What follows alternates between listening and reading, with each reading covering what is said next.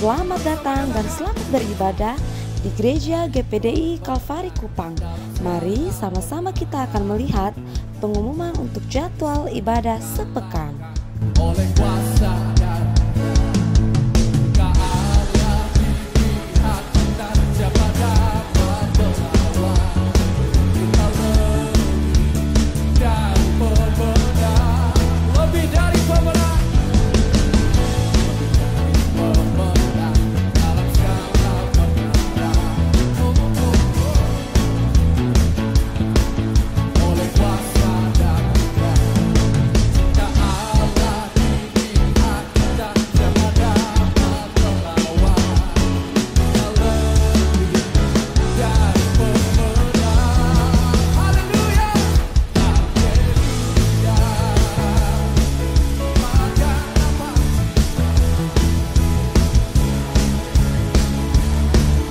Kami juga mengucapkan selamat datang untuk para jemaat yang baru pertama kali bergabung di Gereja GPDI Kalvari Kupang.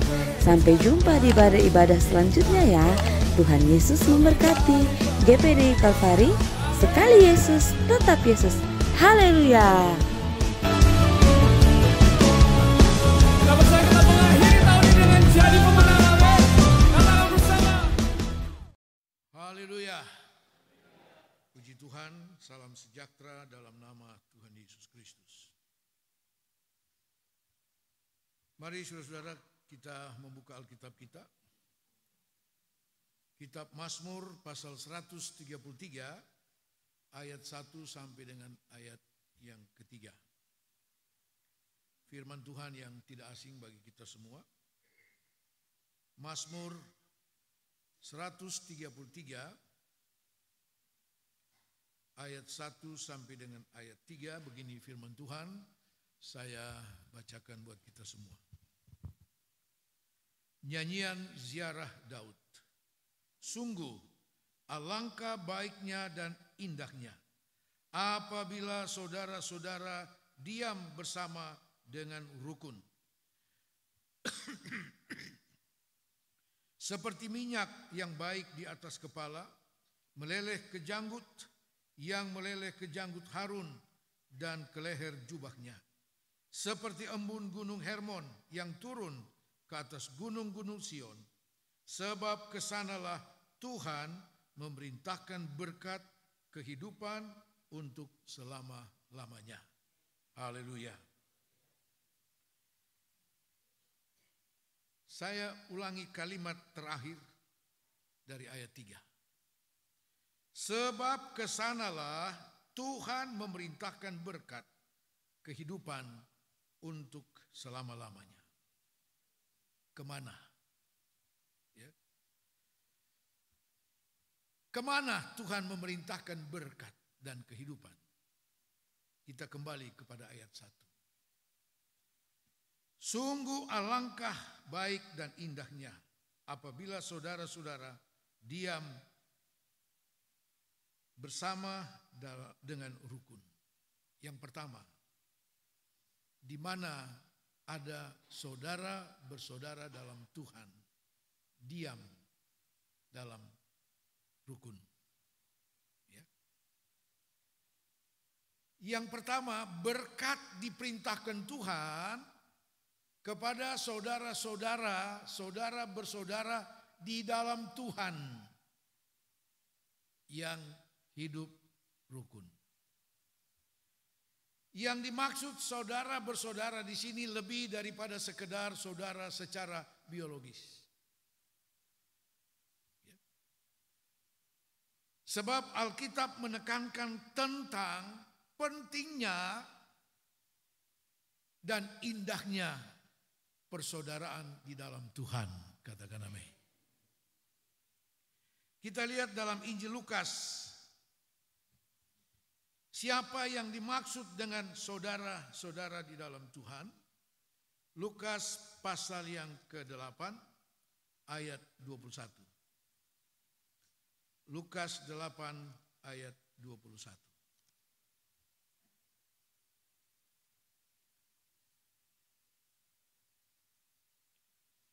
Tetapi ia menjawab mereka, "Ibuku Dan saudara-saudaraku ialah mereka yang mendengarkan firman Allah dan melakukannya.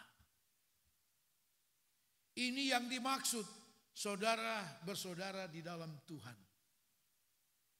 Yang diakui oleh Tuhan Yesus sebagai saudaranya, keluarganya adalah mereka yang mendengar firman Tuhan dan melakukannya.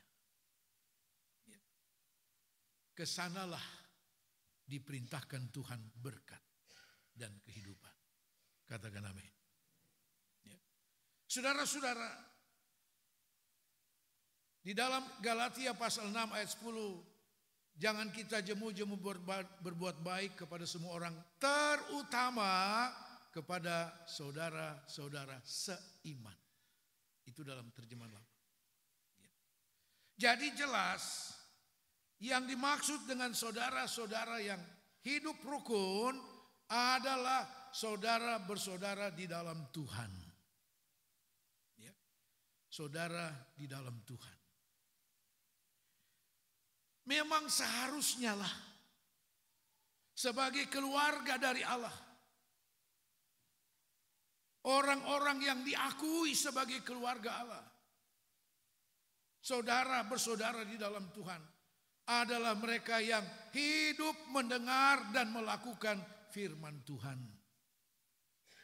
Karena kesanalah diperintahkan Tuhan berkat. Ya. Diperintahkan Tuhan berkat. Tidak usah diminta. Ya. Kalau manusia yang perintah bisa dimanipulasi, bisa dikebiri, macam-macam. Ya kan? Tapi kalau Tuhan yang perintah, tidak ada yang bisa menghalangi. Tidak ada yang bisa menggagalkan. Tidak ada yang bisa memanipulasi, sudah. Ya. Nah, saudara, yang kedua, saudara-saudara di dalam Tuhan yang hidup rukun. Dalam terjemahan bahasa Inggris dikatakan unity. Persatuan. Kesatuan. Persekutuan. Hidup dalam persekutuan, dalam satu kesatuan. Saudara-saudara di dalam Tuhan yang hidup dalam persatuan. Itu yang dimaksud dengan kata rukun di sini. Doa syafaat daripada Yesus dalam Yohanes pasal 17. Dia katakan, ya Bapa, supaya mereka menjadi satu. Supaya semua yang Engkau serahkan kepadaku, jiwa-jiwa yang diserahkan melalui keselamatan itu, supaya menjadi satu. Untuk apa? Supaya dunia mengenal Engkau. Supaya dunia mengenal nama Tuhan. Itu doa syafaat daripada Yesus. Supaya menjadi satu. Pemazmur katakan, apabila menjadi satu itu, saudara bersaudara dalam Tuhan menjadi satu. Baik sekali, indah, manis adanya. Dan itu yang diharapkan oleh Tuhan untuk kita tampilkan kepada dunia. Katakan amin. Supaya dunia mengerti bahwa kita adalah anak-anak Tuhan. Saudara-saudara,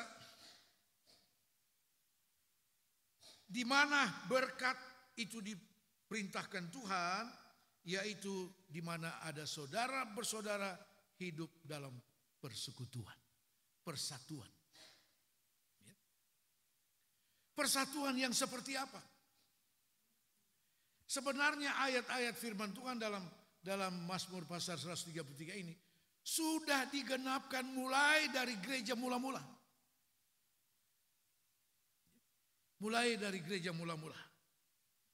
Mari kita lihat Kisah Rasul pasal 2. Kisah Rasul pasal 2 ayat 41 dan 42. Orang-orang yang menerima perkataannya itu memberi diri dibaptis, dan pada hari itu jumlah mereka bertambah kira-kira 3.000 jiwa. Mereka bertekun dalam pengajaran rasul-rasul dan dalam persekutuan, dan mereka selalu berkumpul untuk memecahkan roti dan berdoa. Tadi kita membaca dalam Mazmur 133 ayat 2. Kerukunan bersaudara-bersaudara dalam Tuhan dikatakan seperti minyak yang turun dari kepala Harun ke leher sampai kepada jubahnya. Minyak bicara tentang urapan kuasa Roh Kudus. Saudara-saudara, persaudaraan, persekutuan, kerukunan yang terjadi oleh karena Roh Kudus. Kisah Rasul pasal 2 ayat 41 dan ayat 42 ini didahului dengan pasal 2 dari Kisah Rasul ayat 4. Ketika mereka dipenuhkan oleh Roh Kudus. Murid-murid dipenuhkan oleh Roh Kudus, 120 murid dipenuhkan oleh Roh Kudus. Dan sejak saat itu Roh Kudus berkarya dengan luar biasa. Saudara-saudara, jadi persekutuan gereja mula-mula itu, jemaat mula-mula itu karena pekerjaan urapan Roh Kudus. Seperti minyak di atas kepala Harun yang turun kepada leher jubahnya. Ini persekutuan yang benar, indah adanya. Kalau persekutuan saudara bersaudara dalam Tuhan itu karena pekerjaan daripada Roh Kudus, katakan amin. Oh, luar biasa apa yang terjadi, saudara. Persekutuan yang luar biasa terjadi pada gereja mula-mula. Karena apa? Ada urapan kuasa Roh Kudus. Ayat 42 ini didahului dengan ayat 4 dari Kisah Rasul pasal 2. Mereka semua dipenuhkan oleh Roh Kudus. Artinya apa? Persekutuan, persatuan, kerukunan yang terjadi oleh karena pekerjaan Roh Kudus. Itu luar biasa, saudara. Dan kesanalah diperintahkan Tuhan berkat dan kehidupan. Haleluya. Sekarang, saudara, pekerjaan Roh Kudus itu mulai digantikan dengan segala macam program yang dibuat oleh manusia belaka. Yesaya 30. Yesaya 30 ayat 1.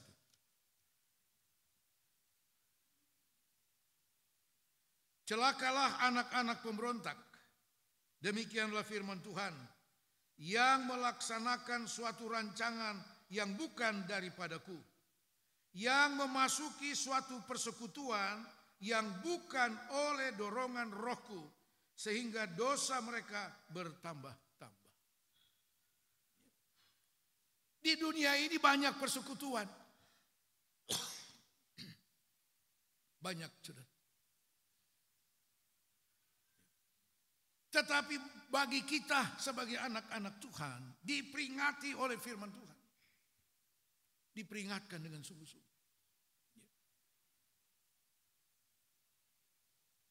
Yang memasuki, celakalah mereka yang memasuki suatu persekutuan yang bukan oleh dorongan rohku. Seperti yang terjadi pada gereja mula-mula, Kisah Rasul pasal 2. Persekutuan itu terjadi oleh pekerjaan Roh Kudus. Pada waktu itu belum ada organisasi gereja, saudara. Belum ada anggaran dasar, anggaran rumah tangga yang dibuat oleh manusia. Belum ada.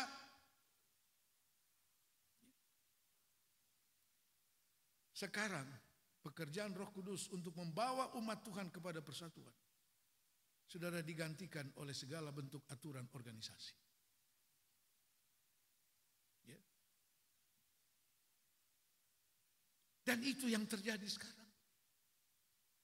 Banyak persekutuan-persekutuan di kalangan gereja yang hanya merupakan show belaka. Ya. Kalau ada kegiatan di kalangan gereja, apakah itu di tingkat pusat, daerah, ada tatap muka dan segala macam lah istilahnya. Begitu dibaca undangan, di mana? Bali. Semua berangkat, saudara. Biar yang tidak diundang juga berangkat. Kenapa? Di Bali. Untuk apa? Pesiar.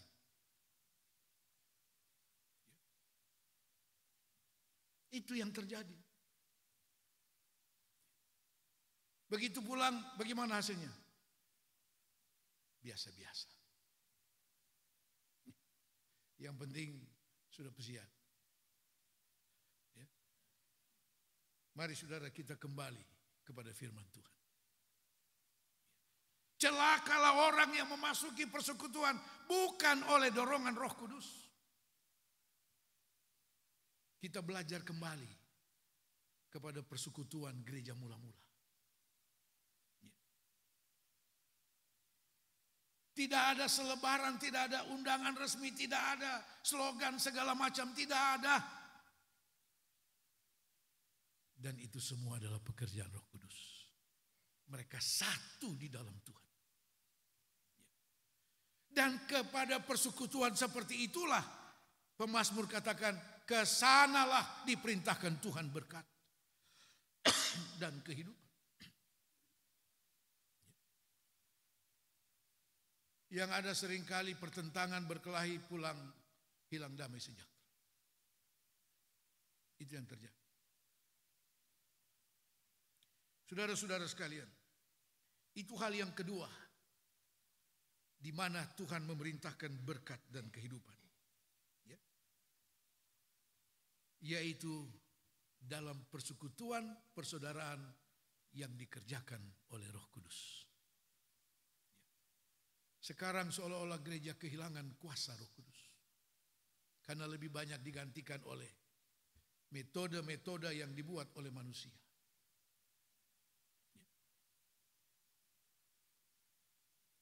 Pekerjaan Roh Kudus dimulaikan kembali. Dalam catatan sejarah di kalangan Pantekosta. Kurang lebih tahun 1905. Adanya satu persekutuan anak-anak muda yang terjadi di Los Angeles. Saudara-saudara, di mana mereka dengan sungguh-sungguh bersekutu, berdoa, minta pekerjaan Roh Kudus dikembalikan bagi gereja. Dan benar, mereka dipenuhkan oleh Roh Kudus. Dari sana api Roh Kudus mulai bekerja kembali dan tersebar ke seluruh dunia. Api Roh Kudus masuk ke Indonesia tahun 21 oleh dua keluarga utusan Injil dari Seattle. Dan mulailah api Pantekosta itu, api Roh Kudus menyebar kemana-mana. Ke Eropa, Afrika, dan sebagainya. Sekarang kelihatannya mulai padam kembali. Karena apa? Begitu banyak metode manusia yang menggantikan karya pekerjaan Roh Kudus itu. Sehingga gereja kehilangan berkat-berkat ilahi. Saudara-saudara yang dikasihi Tuhan, mari kita lanjut. Kemana berkat itu diperintahkan oleh Tuhan? Yaitu di dalam persekutuan saudara bersaudara oleh karena firman Tuhan. Kembali kita melihat Kisah Rasul pasal 2 ayat 42. Saya baca kembali. Mereka bertekun dalam pengajaran rasul-rasul dan dalam persekutuan, dan mereka selalu berkumpul untuk memecahkan roti dan berdoa. Persekutuan karena ketekunan dalam pengajaran firman Tuhan. Jadi persekutuan ini kepentingannya apa? Firman Tuhan, pengajaran. Bukan membicarakan hal-hal yang tidak perlu. Yang tidak ada sangkut paut dengan kehidupan rohani ke depan. Bukan itu. Mereka bertekun dalam pengajaran rasul-rasul, yaitu firman Tuhan. Kesanalah Tuhan memerintahkan berkat. Jadi dalam setiap persekutuan itu, umat Tuhan, yang menjadi hal utama adalah pengajaran kebenaran firman Tuhan. Mereka bertumbuh dengan pengajaran yang begitu kuat. Mereka menjadi anak-anak Tuhan yang militan, saudara. Bukan fanatik, militan. Sehingga ketika itu mulai bertumbuh dan mulai bawa banyak jiwa kepada Tuhan. Oh, berbagai tantangan dihadapi. Ya. Fitnahan, hasutan, aniaya, pembunuhan, penjara. Tidak bisa menyurutkan mereka. Karena mereka telah terbentuk oleh pengajaran firman Tuhan. Katakan amin. Apalagi kita yang hidup pada akhir zaman ini. Dengan begitu banyak tantangan, saudara. Sebab itu minggu lalu saya katakan, mari saudara minta kepada Tuhan supaya engkau kembali ada kehausan, kelaparan untuk mencari pengajaran firman Tuhan. Bukan sekedar cuma dengar khotbah satu minggu satu kali. Kisah Rasul pasal 2 ayat 42, setiap hari mereka berkumpul, bersekutu, bertekun dalam pengajaran. Maka tidak heran mereka begitu kuat di dalam Tuhan, tidak tergoyahkan. Mau bujukan, mau ancaman, tidak mempan, sudah. Tidak mempan.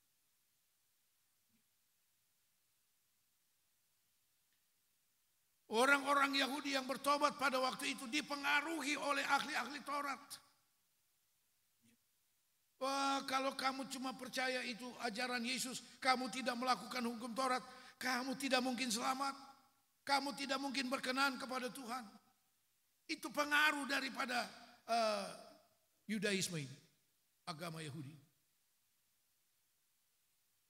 Mereka mengacaukan anak-anak Tuhan pada waktu itu supaya kembali kepada hukum Taurat. Tidak. Dimulai dengan bujukan sampai kepada ancaman dan sebagainya. Oh, mereka kuat dalam pengajaran firman Tuhan. Haleluya. Kesanalah diperintahkan Tuhan berkat. Haleluya. Saya kira kita semua mau diberkati Tuhan. Amin. Ya. Diberkati Tuhan. Tidak perlu diminta, saudara. Diperintahkan Tuhan. Ya. Tanggung jawab kita apa? Bertekun dalam pengajaran. Tuhan perintahkan berkat. Apakah yang dimaksud dengan kembali kepada Mazmur pasal 133 itu. Ayat yang ketiga. Seperti embun gunung Hermon yang turun ke atas gunung-gunung Sion. Seperti embun gunung Hermon. Gunung Hermon yang paling tinggi yang ada pada waktu itu. Turun ke atas bukit-bukit Sion dan sebagainya.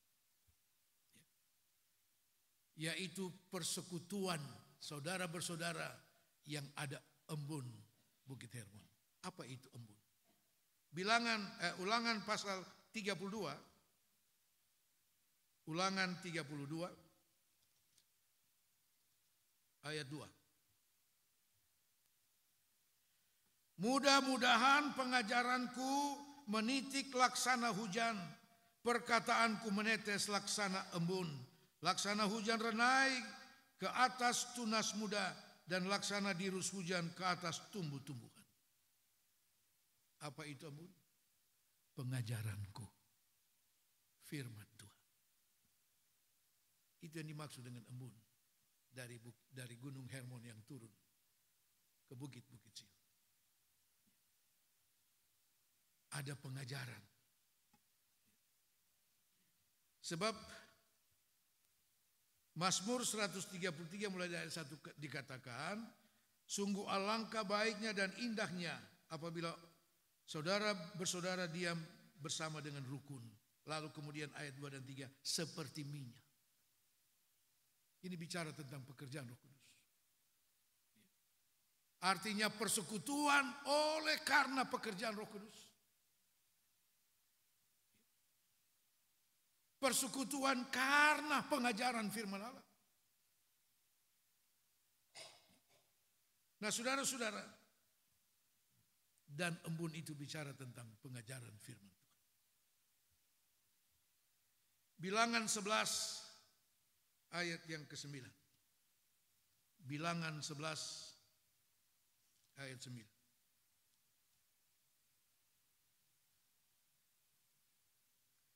Dan apabila embun turun di tempat perkemahan pada waktu malam, maka turunlah juga mana di situ. Tuhan kasih makan bangsa Israel di perjalanan di padang gurun itu dengan mana yang turun pada tengah malam. Dia turun bersama dengan apa? Embun yang turun di waktu malam. Embun membawa berkat mana. Haleluya. Itu makanan bangsa Israel selama 40 tahun di padang gurun. Saudara-saudara, embun membawa berkat. Pengajaran firman Tuhan selalu mendatangkan berkat. Katakan amin. Tanpa firman Tuhan kita akan kehilangan segalanya. Dan pemazmur katakan, kesanalah diperintahkan Tuhan. Berkat dan kehidupan. Bukan cuma berkat untuk kebutuhan jasmani, tapi kehidupan. Kehidupan yang bagaimana? Kehidupan di dunia dan kehidupan yang akan datang. Itu diperintahkan Tuhan kepada kita. Karena itu kiranya kita menjadikan setiap persekutuan ibadah kita dengan satu dorongan kerinduan yang kuat. Dan karena pekerjaan Roh Kudus, kerinduan untuk mencari pengajaran kebenaran firman. Itu saja yang harus menjadi pokok, inti dalam persekutuan kita. Kita rindu selalu ada pengajaran kebenaran firman. Sebagaimana gereja mula-mula. Mereka bertekun dalam pengajaran rasul-rasul. Pengajaran rasul-rasul itu bersumber dari satu pribadi, Yesus Kristus. 4 Injil bicara tentang pribadi itu, Yesus Kristus, tentang pikirannya, kehendaknya, keinginannya, rencananya, semua ada dalam pribadi daripada Yesus. Itu yang kemudian dijabarkan, diteruskan oleh rasul-rasul, nabi-nabi, guru, pelayanan 5 jawatan pada gereja mula-mula. Hanya bersumber dari satu pribadi, Yesus Kristus. Bukan dari pikiran manusia, bukan metode manusia, tapi dari Yesus. Saudara-saudara sekalian, sekarang karena terlalu banyak penafsiran ini, itu dan sebagainya, makanya terlalu banyak penyesatan. Kita percaya saja apa yang firman Tuhan katakan, ya itu. Sudah itu yang betul. Tidak perlu dengan segala bentuk penafsiran. Makanya terjadi segala macam penyesatan.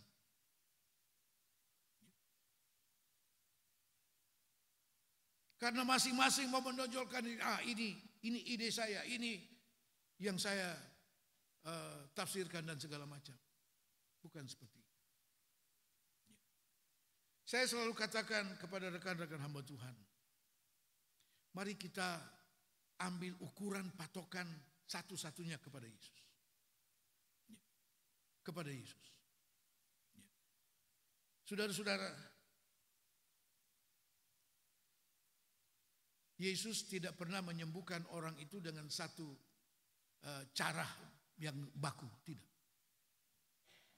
Ada waktunya orang datang meminta kesembuhan, dia hanya berkata, pergilah, engkau sudah sembuh. Imanmu telah menyembuhkan engkau. Ada waktunya dia jamah orang yang sakit itu, sembuh. Malah Alkitab katakan ada waktunya dia mengambil pasir, dia taruh ludah, tempel di mata yang buta, sembuh. Jadi Yesus tidak pernah mengajarkan ada satu cara yang baku untuk cara penyembuhan, tidak. Tapi dasarnya adalah iman. Itu saja. Bukan dengan cara yang baku, oh pokoknya kalau ada minyak urapan selesai semua. Itu penyesatan. Malah Yesus tidak pernah pakai minyak untuk menyembuhkan orang. Dalam surat Yakobus dikatakan, kalau ada yang sakit di jemaat, panggil tua-tua, doakan, oles dengan minyak. Kalau ada. Ya. Pernah terjadi beberapa banyak puluh tahun lalu di Kupang. Ya, ada gembala yang sangat terikat dengan minyak kalau mendoakan orang sakit. Satu waktu ada seorang cucu yang datang ke gembalanya, minta neneknya itu didoakan, lagi sakit parah. Gembala bilang, oh ya saya datang. Begitu dia datang, dia tanya sama cucunya, karena nenek ini sudah setengah tidak sadar. Ada minyak. Cucu bilang, opa tidak ada. Ini uang, lu pergi beli dulu. Tahu ini anak pita peleok di mana? Pulang nenek sudah mati. Itu gembala belum mau doakan kalau belum ada minyak. Jadi itu gembala pulang dulu, nanti dia balik kalau minyak sudah ada. Pulang ketemu sama-sama dengan itu cucu. Tapi yang mereka dapati apa? Nenek sudah mati. Jadi saudara melihat ukuran kita adalah Kristus.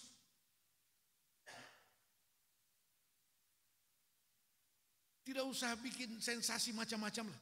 Tidak usah. Itu ukuran kita. Karena itu kita perlu pengajaran. Kita perlu pengajaran yang murni dari firman. Supaya kita tidak usah disesatkan dengan segala macam sensasi yang dari penafsiran ini, penafsiran itu dan sebagainya. Tidak perlu. Sebab mereka yang bertekun dalam pengajaran yang benar, kesanalah Tuhan memerintahkan berkat dan kehidupan. Katakan amin. Tuhan Yesus memberkati.